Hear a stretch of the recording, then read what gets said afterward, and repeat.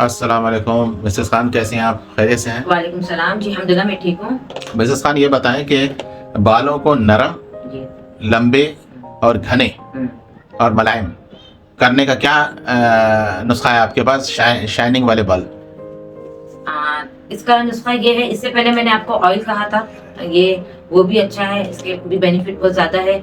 अच्छा, ये जो है ना मुलायम यानी नाइम जो नरम करने और घने और शाइनिंग मारने, ये उसका है। और लंबे लंबे होने का भी है। ये प्याज का रस निकालने के बाद जब इसका जो पानी निकल जाएगा, आप इसमें जितना प्याज का पानी रहेगा उतना ही आपको कोकोनट ऑयल लेना है, खोपरे का तेल उतना ही आपको ऑयल लेना है। कोकोनट ऑयल में आपको ये थोड़े से नीम गरम करना है। जब एक खोल आ जाएगा, धीमी आंच पे आपको पकाना है। छोटे से प्याली जो होता है या छोटे से फ्राई पैन जो भी हो, उसमें आपको हल्का नीम गरम करना है, यानी एक खोल आना है।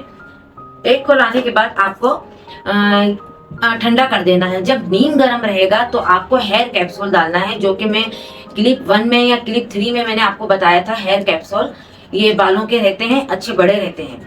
तो आप ना वो कैप्सूल आपको नीम गरम जो आप पका के रखेंगे ना, ऑयल और ये प्याज के पानी को, उसमें डालना है। 3 अशिया है, ये 3 अशियों को हेयर कैप्सूल खोल कर डालना है? जी हाँ, खोल के डालना, याद रखें। जी हाँ, खोल के ये ना हो कि कैप्सूल को डायरेक्ट डाल दें।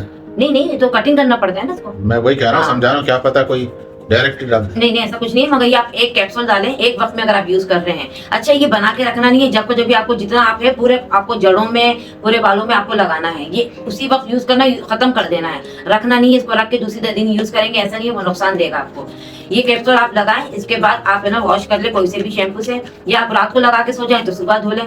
ये आपको बालों में आपको खुद फर्क दिखेगा, बाल झड़ना बंद करेगा, बाल लंबे होंगे, आपके सिल्की होंगे।